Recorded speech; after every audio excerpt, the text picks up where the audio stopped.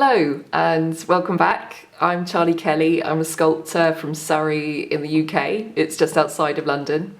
And I've been sculpting for about 10 years now and have recently decided to take it much more seriously. And this is part of the process of me doing that, is basically wanting to share and teach what I am doing so that I can basically break down all of the steps of making a sculpture and to share it with you guys, to share my knowledge. And yeah, it helps me to grow and improve by sharing this information with you guys. So yeah, really happy to be doing this.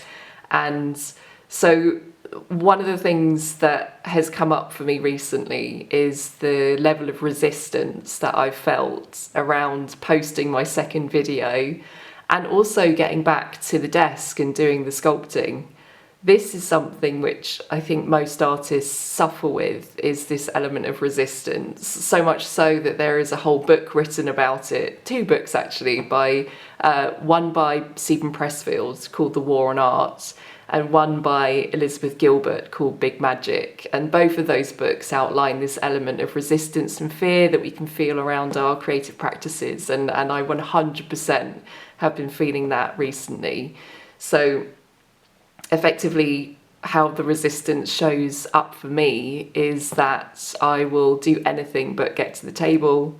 And when I'm at the table, it'll feel very much like I am moving in slow motion, trying to get something going and battling a level of perfectionism, essentially, that stops me from moving forward. And I think that this will be something that stays with me my entire life, but also it's something that I am actively working to overcome.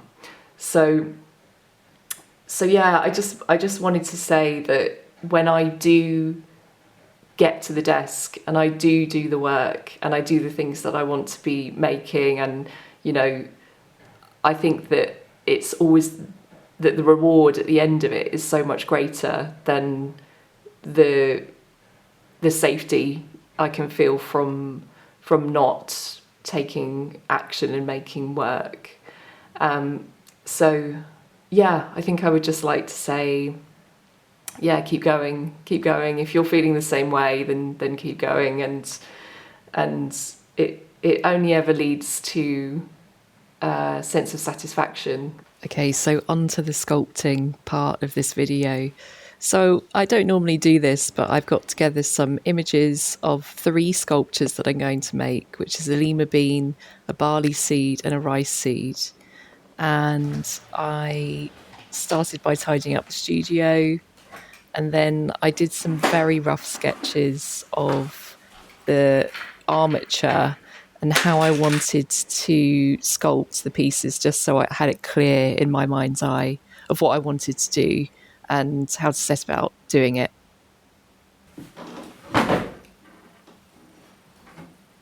So setting up the armature, I'm using a fixed iron armature, which I'm going to attempt to link below if you want to get one for yourself. But it's a big tall piece of iron that's effectively going to help me set up the sculpture in such a way that I am able to look up at the sculpture instead of crouching over it, and it gives access to all points around the sculpture.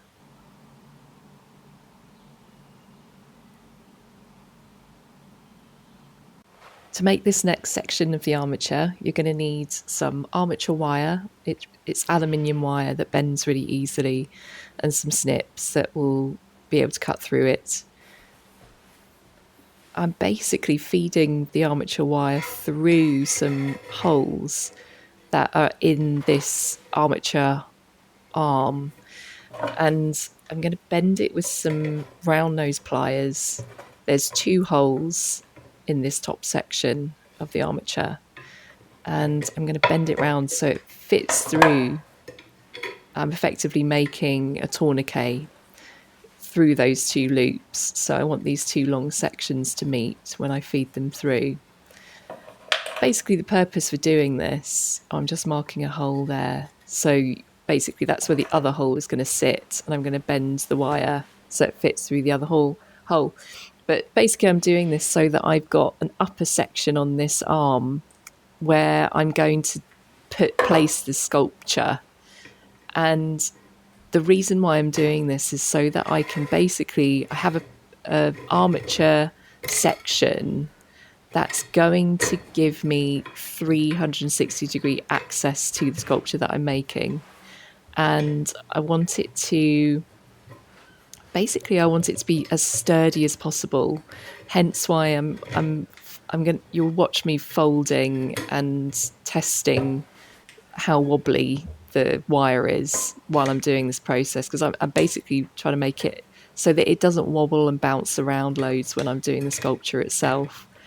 And yeah, it just, at this stage, it really, really helps to make sure that the armature is as secure as possible, because when you're sculpting and the sculpture kind of wobbles around everywhere, you end up using one of your hands to sturdy the sculpture, and you don't really want that. So here I am. Yeah. So this is where I'm just like basically wrapping the wire around itself to give me a small section that is protruding away from the arm. And then I'm going to split them so there's a length basically. And I want that length to give me, that's the part of the armature that's going to sit inside the seed pod.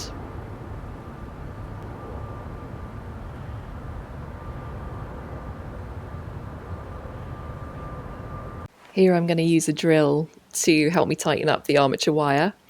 And the way that you do this is you insert your section of wire into the actual drill head where you would normally put your drill bits, and you tighten it up, and then you want to grip onto the wire as tight as you can, and then it basically, the torque of the screwdriver will twist your wire for you. And I just find this a lot simpler, it's quicker, and it helps you to just get a good bit of tension when you twist those wires together. And yeah, it was the first time I tried this myself. Really loved this trick. And there was some parts that were working better than others, but I'm really, really glad that I gave that a go. And yeah, I would say grip the other end of the wire with a pair of pliers while you're doing it, because then that gives you the most tension and it'll make it as tight as possible. So yeah, I didn't do that here, but I recommend doing it yourself. And here I'm actually twisting that whole section round with my pliers, because the tension between the arm and this aluminium section itself wasn't very secure. So I'm twisting it round here to get more tension on there, and then I'm tightening it up again at the top with some pliers. So just make it as secure as you can at this stage. You'll just be so grateful for that later on.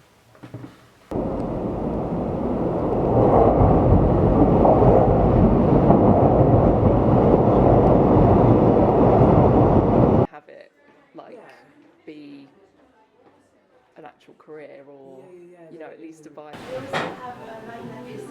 Kind of courtyard, is it? Yeah, kind of. Like it's for the house now. Oh, it does. Oh, nice little guy. Let's see. Ah, it's a beauty. Now that the armature's all set up, let's get on to the lovely bits, the bit of sculpting with clay. So I'm using a water-based grey clay, and I'm applying it to the twisted section of the armature. And this part of it, you've got to make sure that it's compacted really nice and tightly, and make sure you're pushing it in really, really tightly. And then I'm just hitting it here with a pole just to make it tighter. And then I'm roughing out the shape. So I'm following the seed pod on the far right design there, and just making sure that the main shape is as close to what I need as possible. What I'm most drawn to is learning to live more in the moment and notice what I'm experiencing at all times. I have so much to learn still. I feel a bit like an amateur. The tools I'm using for the actual sculpture is a serrated kidney, and I'm using some loop tools with thicker wire. And then I've got some other loop tools which have varying sizes, and another tool that's like a rasp kind of tool which will help me to smooth out the surface of the sculpture. And yeah, they help me get into different nooks and crannies and help me achieve different effects. You can use loop tools to carve out large sections of clay. They can help you hollow out and gouge out the forms that you need. I think they're really useful for taking the meat out of the clay. And the rasp tool, I mean, I'm using it here to help me refine the sections on the seed pod. And it's very good because it's a very slim tool to be able to help me do that. But for the most part, this serrated kidney, you'll be roughly kind of combing over the surface of the clay to give you a smoothness. In this part, I'm using a much thinner loop tool that can give you a lot more kind of refined detail. It doesn't take out quite as much meat, it doesn't slice away big sections, but it can help you to refine and smooth the surface. For this part, this is like the little kind of nubbin on the seed pod. And so I wanted to get in there with that tool to kind of delicately remove chunks of clay, and it worked really beautifully. And you can see the sculpture waggling a bit here, and so yeah, I do end up sort of steadying it with my hand. And then here I'm just using the straight edge of the kidney to kind of chop off and give me that lovely chopped edge on the little nubbin on the seed pod. And yeah, I just work away on the form using this selection of tools now. So you'll see me refining and combing the surface with the rasp tool, and taking out other sections with the loop tools, and basically just getting it to a place where I'm able to get it as close to the reference image as possible. And you'll have some tools which you love, some tools which are your favorite tools that you'll use time and time again, and some that you'll just use to give you specific techniques to give you what you need. And I wouldn't ever be afraid of even making your own tools. I've worked with lots of people who had their own handmade tools, using small sections of pipe and wire and all sorts of things. They've made their own tools to achieve the outcome that they want. So yeah, I would urge you to do that as well. If you're finding that you've got an effect that you need, being able to kind of use that creative mind to make the tool that you need has always been something that I've been very impressed with, and something that I haven't yet done but would absolutely love to give that a go as well. The tools that I use, they are predominantly ones that will help me block out the larger shape of the piece, and then also ones that will help me to be able to smooth out the surface and to make sure the levels on the surface of the clay are even. And I would try and resist the temptation of working in on the details too soon on your sculpture. You really want to block out the main shape of the piece first. And that's what I was doing at the start when I was like batting that bit of clay and then squeezing it onto the armature in big chunks, and getting the form as close to the reference image as possible, the main big shape of the sculpture, and then working in with your smaller tools like your rasps and your mini loop tools. And it will make the process a lot quicker. It's so tempting to work on the smaller details, but work on the main shape first, and it will set you up for the rest of the piece.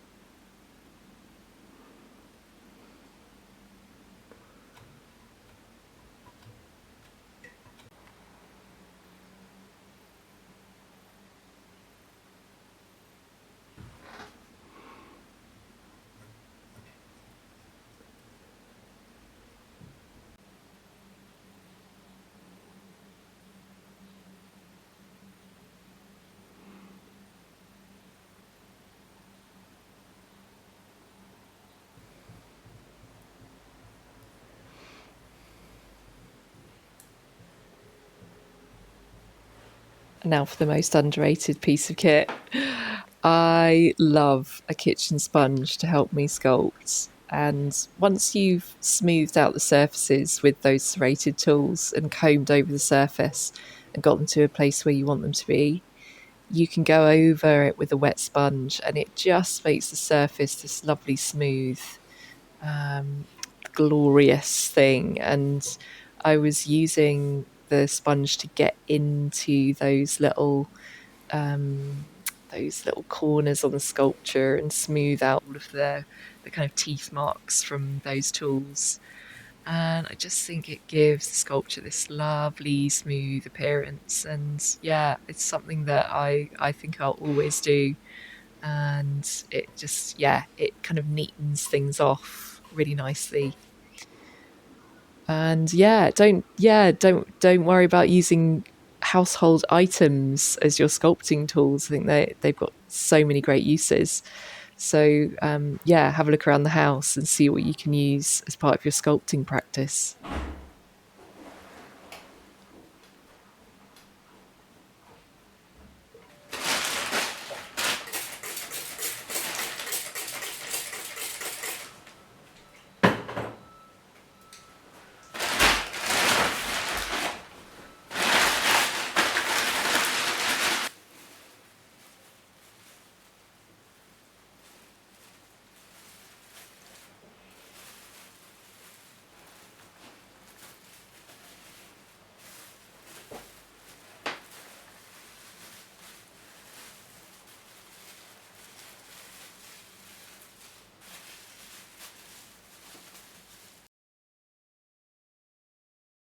When I talk about resistance, what I really want to overcome when I'm feeling my own level of resistance is that I want to live a creative life and I want to make the things that I envision and the things that I love and am excited by. And the thought of not doing those things, the thought of living a life where I am living in fear instead of overcoming those challenges that are coming up internally and psychologically, I just would rather be the type of person who overcomes those things than hides away from those things. And I think that's basically what I wanted to share with you is to go on that journey together and to have a creative life and have an exciting life and live the life that I actually envision for myself instead of hiding in safety behaviours. So I think that is effectively the reason why I'm doing this, and it is the reason why I am keeping moving forward with my artwork, because I want my life to be the life that I choose rather than one that is kind of dictated to me out of fear. So I hope that if you are feeling the same way, that you are able to make the vision for your life bigger than the fear that is keeping you held back, and that you are able to do the work that you want to make and to make the work that you feel excited by. And in doing so, you end up having a much more exciting life. So yeah, keep at it. I'm going to keep at it. Let's do this together. If you have any experiences of resistance, I would love to hear what you are experiencing in the comments. And, it's always helpful for me to hear what other people are going through as well. And I think that whenever I've delved into the comment sections of other art videos that are like this, then I have been so grateful to hear about other people's experiences. So if the mood strikes you, then please do that.